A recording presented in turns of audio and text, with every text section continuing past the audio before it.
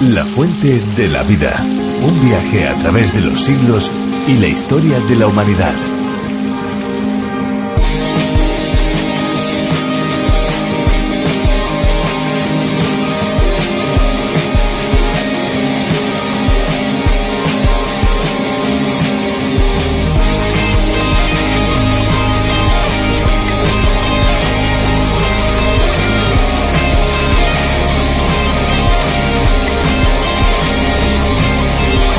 Desde el punto de vista nutricional, el agua no se suele tener en cuenta y es como si no contasen las dietas, pero últimamente los dietistas se están dando cuenta de la importancia de incluir el agua y de explicar a la gente las cantidades que deben tomar en función de los alimentos que ingieran. El agua ayuda a purificar el cuerpo limpiando las toxinas que se producen diariamente, además de mantener menos espesa la sangre y ayudar al corazón a bombearla mejor. También se cree que el sistema nervioso mejora con la ingesta de agua, ya que la deshidratación es una causa que favorece la aparición de enfermedades como la ansiedad, la fibromialgia y el Alzheimer.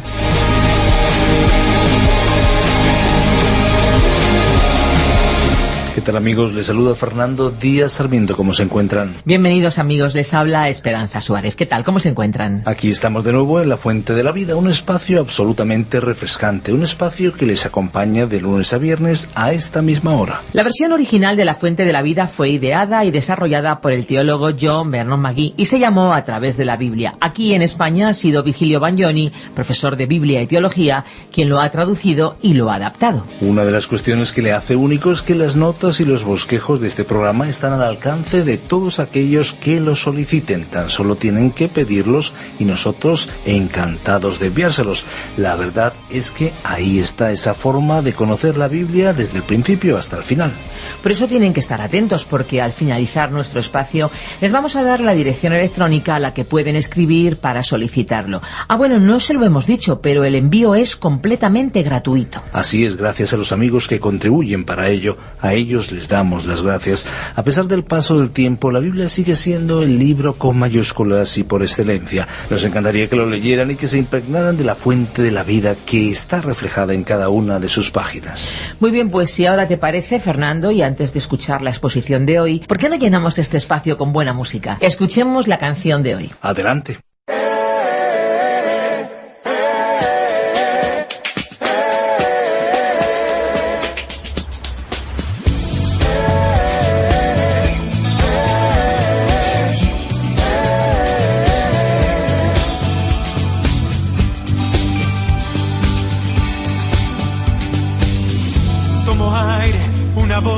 Nada más de ti y me lanzo a la aventura, debo ir.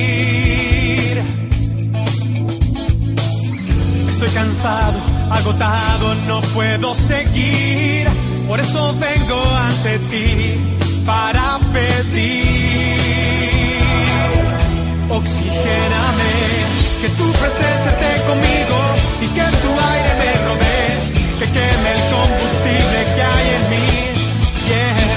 Y que tu viento me empuje y que se adentre en mi ser, que no termine todo en el amén. Oxigéname.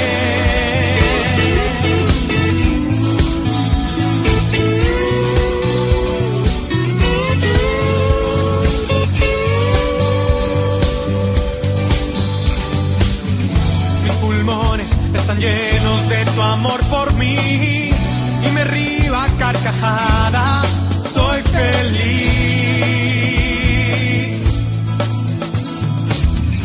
Tu palabra me da aliento, llegaré hasta el fin y respiro la victoria que hay en ti. Oxigéname, que tu presencia esté conmigo y que tu aire me rodee, que queme el combustible que hay en mí, yeah.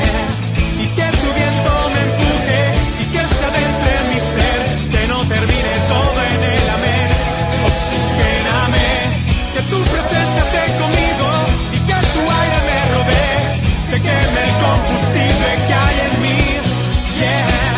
Y que tu viento me empuje y que se adentre en mi ser, que no termine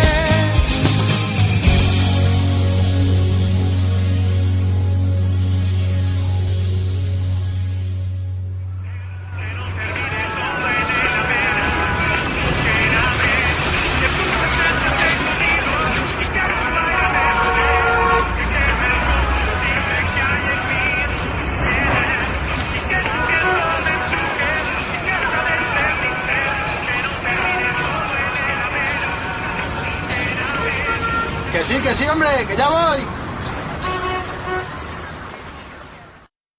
No hay nada peor para el ser humano que estar perdido. La sensación es terrible cuando hemos tomado un camino y nos damos cuenta que al transitar por él no llegamos a ninguna parte y además hemos perdido la noción de dónde nos encontramos realmente. Por eso la pregunta es obvia. ¿Estamos seguros de haber tomado el camino correcto y la dirección adecuada? Si andamos desorientados en esta vida y con una continua sensación de vacío interior, puede ser que nos hayamos equivocado de camino y en ese caso lo mejor es rectificar cuanto antes, no esperar a que sea demasiado tarde. Efectivamente, hay caminos que al hombre le parecen adecuados, pero su final son caminos erróneos. Dice el libro de los libros, caminos de muerte.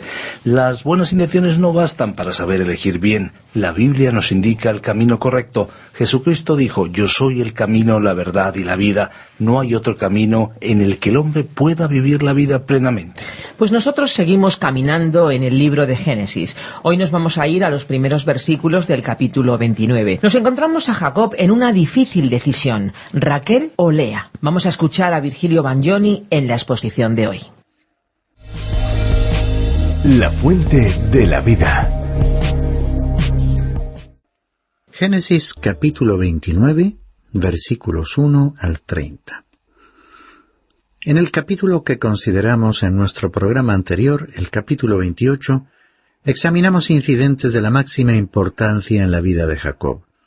Después de haber engañado a su padre, fingiendo ser su hijo mayor para obtener el derecho de la primogenitura, había tenido que huir de la venganza de su hermano. En su huida había tenido un inesperado encuentro con Dios en Betel, quien le había confirmado el pacto con Abraham. Impactado por la presencia de Dios, Jacob le había hecho una solemne promesa de consagración. En relación con este capítulo, sería conveniente recordar lo escrito por el apóstol Pablo en su carta a los Gálatas, capítulo 6, versículos 6 y 7. No os dejéis engañar, de Dios nadie se burla, pues todo lo que el hombre siembre, eso también segará. Porque el que siembra para su propia carne, de la carne segará corrupción, pero el que siembra para el Espíritu, del Espíritu segará vida eterna. Ya desde el principio del capítulo podemos comprobar que Jacob comenzó a recoger la cosecha de su conducta engañosa. Aunque el pasaje que acabamos de leer fue escrito para cristianos, expresa una ley universal de Dios para todos los tiempos, aplicable en el mundo natural y a las relaciones humanas en cualquier área de la vida, y a las relaciones entre los seres humanos y Dios. A través de la historia, los hombres han tratado inútilmente de evadirse de esta regla divina. Las Sagradas Escrituras nos ofrecen ejemplos del cumplimiento de este principio. Por ejemplo, tal como se relata en el libro del Éxodo capítulo 12, en Egipto, el faraón había matado a los hijos varones de los hebreos, y a su tiempo el ángel de la muerte causó la muerte de su propio hijo. El primer libro de los Reyes, capítulo 21, nos relata cómo el rey Acab, por medio de acusaciones falsas, hizo asesinar a Nabot para quedarse con su finca. Nabot fue lapidado y los perros lamieron su sangre. Pero Dios envió a su profeta Elías a Acab para anunciarle que él acabaría de la misma manera, lo cual se cumplió literalmente. También recordemos que el rey David encontró que esta ley inexorable se cumpliría en su propia vida. Él cometió pecados de adulterio y asesinato. Cuando él se humilló, Dios le perdonó. Sin embargo, en su vida y en la de su familia, tuvo que cosechar lo que había sembrado. Su propia hija fue violada y un hijo suyo fue asesinado. Hasta el mismo apóstol Pablo tuvo que sufrir por el peso de esta ley. Antes de su conversión había dado su consentimiento a la lapidación de Esteban, primer mártir de la iglesia primitiva. Años más tarde, y ya como siervo de Jesucristo, fue sacado de la ciudad de Listra, apedreado y dado por muerto. Es así que Jacob fue un clásico ejemplo de esta ley inflexible. Era bastante engreído, orgulloso de su inteligencia, había vivido de su ingenio y practicado el engaño, utilizando métodos dudosos para lograr sus propósitos, pero cosecharía lo que había sembrado. Al comenzar este capítulo 29, vemos que Jacob salió de Betel y prosiguió su viaje. Después de un período de tiempo que no podemos determinar, Jacob llegó a Harán. Leamos los versículos 1 al 8. Entonces Jacob siguió su camino y fue a la tierra de los hijos del oriente. Y miró, y vio un pozo en el campo, y he aquí 3 rebaños de ovejas estaban echados allí junto a él, porque de aquel pozo daban de beber a los rebaños, y la piedra sobre la boca del pozo era grande. Cuando todos los rebaños se juntaban allí, entonces rodaban la piedra de la boca del pozo, y daban de beber a las ovejas, y volvían a poner la piedra en su lugar sobre la boca del pozo. Y Jacob dijo a los pastores: «Hermanos míos, ¿de dónde sois?» Y ellos dijeron: «Somos de Harán». Entonces les dijo: «¿Conocéis a Labán, hijo de Nacor?» Y ellos respondieron: «Le conocemos». Y él les dijo: «¿Se encuentra bien?» Y dijeron: «Está bien, mira, su hija Raquel viene con las ovejas». Y él dijo: «He aquí, aún en pleno día no es tiempo de recoger el ganado. Dad de beber a las ovejas e id a apacentarlas». Y ellos le respondieron: «No podemos hasta que se junten todos los rebaños y quiten la piedra de la boca del pozo. Entonces daremos de beber a las ovejas». Este pasaje nos revela la importancia del agua para aquella región.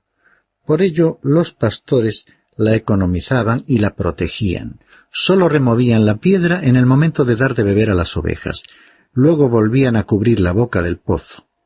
Vemos que Jacob llegó a aquel lugar en el momento oportuno, y apenas tuvo ocasión comenzó a mostrar su propio carácter autosuficiente, dando a aquellos hombres experimentados indicaciones sobre lo que les convenía hacer. Mientras ellos hablaban, alguien se acercaba, nada menos que Raquel, que traía las ovejas de su padre. Aquel fue, pues, el momento en que Jacob se encontró con Raquel. Leamos los versículos 9 al 12. Todavía estaba él hablando con ellos cuando llegó Raquel con las ovejas de su padre, pues ella era pastora. Y sucedió que cuando Jacob vio a Raquel, hija de Labán, hermano de su madre, y las ovejas de Labán, hermano de su madre, Jacob subió y quitó la piedra de la boca del pozo y dio de beber al rebaño de Labán, hermano de su madre. Entonces Jacob besó a Raquel y alzó su voz y lloró. Y Jacob hizo saber a Raquel que él era pariente de su padre y que era hijo de Rebeca, y ella corrió y se lo hizo saber a su padre. Aquí vemos a Raquel a cargo del cuidado del rebaño de su padre. Esta tarea formaba parte de las ocupaciones de las mujeres de aquel tiempo. En cuanto a Jacob, sin que nadie le dijese nada, dio de beber a los animales. Jacob no seguía indicaciones de nadie, sino que decidía sus acciones él mismo, tomando la iniciativa. Él establecía las reglas del juego a medida que avanzaba por la vida. Esta conducta, en realidad, caracterizó la primera parte de su vida, ya que después aprendería algunas lecciones. En realidad, su aprendizaje estaba a punto de comenzar. Por otra parte, y a primera vista, su forma de saludar a Raquel y su reacción de besarla y después llorar parece algo extraña. Sin embargo, hay que tener en cuenta las circunstancias que acababa de vivir. Su viaje, comenzando por las emociones vividas en Betel y después las experiencias de su prolongado y solitario viaje desde Betel hasta la región de Siria, pasando por el mar de Galilea, debieron dejar huellas en su ánimo. Ya le vimos llegar y de forma presuntuosa y descarada dirigirse a los pastores que estaban junto al pozo como si les conociese de toda la vida. Por todo ello, al ver a aquella mujer perteneciente a la familia de su madre, sus emociones se desbordaron y lloró. El relato continúa describiendo cómo Jacob conoció a Labán. Leamos los versículos 13 al 17. Y sucedió que cuando Labán oyó las noticias de Jacob, hijo de su hermana, corrió a su encuentro, le abrazó, le besó y le trajo a su casa. Entonces él contó a Labán todas estas cosas. Y le dijo Labán: «Ciertamente tú eres hueso mío y carne mía». Y Jacob se quedó con él todo un mes. Y Labán dijo a Jacob: «¿Acaso porque eres mi pariente has de servirme de balde? Hazme saber cuál será tu salario». Labán tenía 2 hijas. El nombre de la mayor era Lea y el nombre de la menor, Raquel. Y los ojos de Lea eran delicados, pero Raquel era de bella figura y de hermoso parecer. Evidentemente, Jacob tenía muchas cosas que contar, especialmente si relató la historia de cómo embaucó a su hermano para obtener el derecho de primogenitura y de cómo engañó a su padre para obtener su bendición. Y es así que fue muy bien recibido y alojado en aquella casa. Durante el período que siguió, la atracción que sentía por Raquel se consolidó. También llegó el momento en que hábilmente Labán resolvió iniciar con su sobrino una relación laboral ventajosa.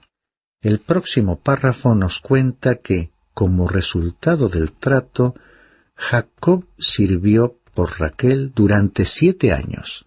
Leamos los versículos 18 al 22. Y Jacob se había enamorado de Raquel y dijo: «Te serviré 7 años por Raquel, tu hija menor». Y Labán dijo: «Mejor es dártela a ti que dársela a otro hombre. Quédate conmigo». Jacob, pues, sirvió 7 años por Raquel y le parecieron unos pocos días por el amor que le tenía. Entonces Jacob dijo a Labán: «Dame mi mujer, porque mi tiempo se ha cumplido para unirme a ella». Y Labán reunió a todos los hombres del lugar e hizo banquete. Labán seguramente había observado las preferencias de su sobrino por una de sus hijas y se aprovechó de la situación. Seguramente las condiciones de trabajo fueron duras, y llama la atención la profundidad de los sentimientos de Jacob, afrontando cada una de aquellas largas jornadas motivado por la ilusión de unirse a Raquel. El relato nos lleva ahora al imprevisto rumbo de los acontecimientos, porque resulta que Jacob, engañado, se casó con Lea. Leamos los versículos 23 al 26. Y sucedió que al anochecer tomó a su hija Lea y se la trajo, y Jacob se llegó a ella. Y Labán dio su sierva Zilpa a su hija Lea como sierva. Cuando fue de mañana, he aquí que era Lea. Y Jacob dijo a Labán: «¿Qué es esto que me has hecho? ¿No fue por Raquel que te serví? ¿Por qué, pues, me has engañado?» Y Labán respondió: «No se acostumbra en nuestro lugar dar a la menor antes que a la mayor». En aquellos tiempos la mujer permanecía completamente cubierta con un velo durante las ceremonias nupciales, por lo que resultaba imposible reconocerla en un ambiente de luz escasa. Además, tenemos que añadir otros factores que ayudaron a que Jacob no advirtiese el engaño, como la alegría de la fiesta y la exaltación producida por la comida y las bebidas del banquete. Fue así que hasta la mañana siguiente Jacob no descubrió que no se había casado con Raquel, sino con Lea. No sabemos si al ver que había sido engañado habrá recordado cómo había él engañado a su propio padre, simulando ser su hijo mayor, engaño por el que había tenido que salir de su hogar. Y como Dios no aprueba ese tipo de proceder, ahora Jacob tuvo que cosechar lo que había sembrado. Había fingido ser el hijo mayor cuando en realidad era el menor. Ahora, pensando que se estaba casando con la hija menor, Raquel, se estaba uniendo a la mayor, Lea. Y semejante engaño fue pasado por alto por su tío Labán, experto en estas cuestiones, quien se justificó como quien aludiría hoy a la letra pequeña de un contrato que no se ha leído. Labán simuló haber olvidado informar a Jacob que la costumbre de aquel país requería que la hija mayor se casase primero. La hija menor no debía casarse hasta que la mayor ya se hubiese casado. Pero, en un alarde de generosidad, Labán le presentó a Jacob una oferta. Leamos los versículos 27 al 30. Cumple la semana nupcial de esta, y te daremos también la otra por el servicio que habrás de rendirme aún otros 7 años. Así lo hizo Jacob, y cumplió la semana de ella, y él le dio a su hija Raquel por mujer. Y Labán dio su sierva Bila a su hija Raquel como sierva. Y Jacob se llegó también a Raquel, y amó más a Raquel que a Lea. Y sirvió a Labán durante otros 7 años. Aquí la llamada semana es una expresión hebrea para referirse a un período de 7 años. Labán había logrado ciertamente un ventajoso acuerdo, al conseguir que su sobrino Job trabajase 14 años en vez de 7, es decir, el doble de lo que aquél había planeado. Este pasaje bíblico nos permite afirmar una vez más que no todo lo que la Biblia nos expone en estos relatos históricos es aprobado por Dios. La inspiración del texto sagrado hace posible que, de acuerdo con los propósitos de Dios, nosotros conozcamos exactamente lo que sucedió por medio de una narración fiel de los aciertos y errores de los protagonistas de la historia. Por supuesto, el texto bíblico también detalla las consecuencias que los personajes tuvieron que sufrir al apartarse de los planes y la voluntad de Dios. En este pasaje que hemos examinado, el engaño de Labán condujo a Jacob a tener 2 esposas, es decir, a una poligamia que Dios no aprueba. Muy pronto Jacob experimentaría en el ambiente que se crearía en su familia las consecuencias de los métodos que él había utilizado en el pasado. De la misma manera que Dios no había aprobado que el patriarca Abraham, a sugerencia de su esposa Sara, se casase con Agar, la sierva egipcia. Y ya hemos considerado oportunamente los acontecimientos que se desencadenarían a causa de aquella decisión.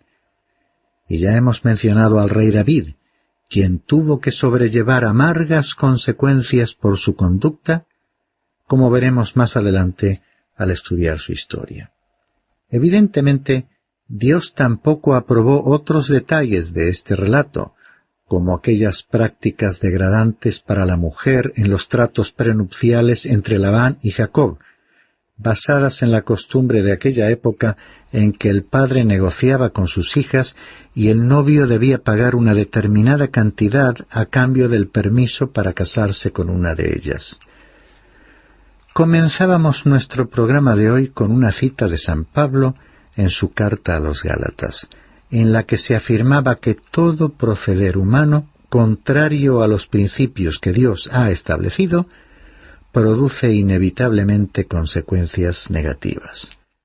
La declaración de que todo lo que el hombre siembre, eso también segará, constituye una seria advertencia contra el burlarnos o desechar normas que Dios no ha establecido con la intención de cercenar o limitar arbitrariamente nuestra libertad. Dios, como que es nuestro Creador, nos conoce íntimamente, mucho mejor de lo que nosotros mismos nos conocemos, y sabe muy bien cuáles son nuestras necesidades y qué modo de vida nos puede satisfacer más plenamente. Y desde los tiempos bíblicos, la experiencia de los seres humanos confirma lo que dicen las Sagradas Escrituras.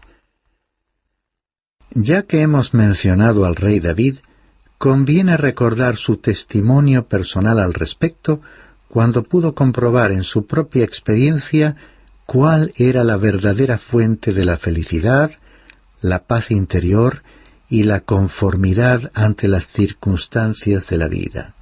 En uno de sus salmos, el número 40, versículo 8, dijo lo siguiente: «Me deleito en hacer tu voluntad, Dios mío, tu ley está dentro de mi corazón».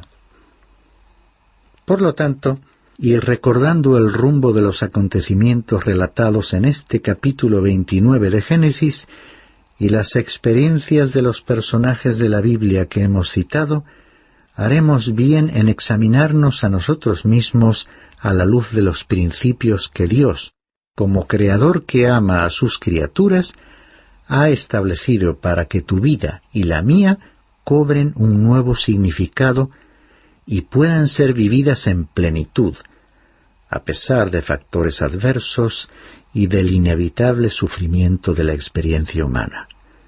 Porque una vida de armonía con el propósito divino nos puede conducir a vivir con una paz y equilibrio interior.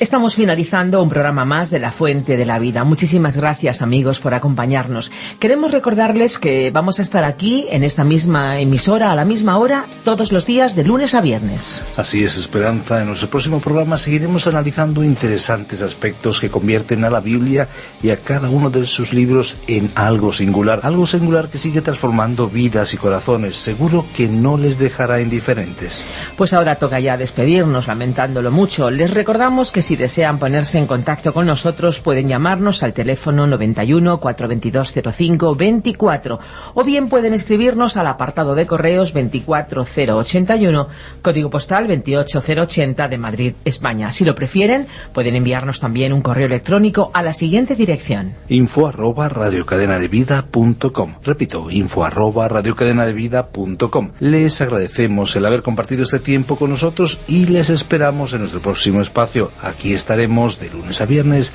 a la misma hora. Gracias por acompañarnos en esta aventura y no olvide que hay una fuente de agua viva que nunca se agota. Beba de ella.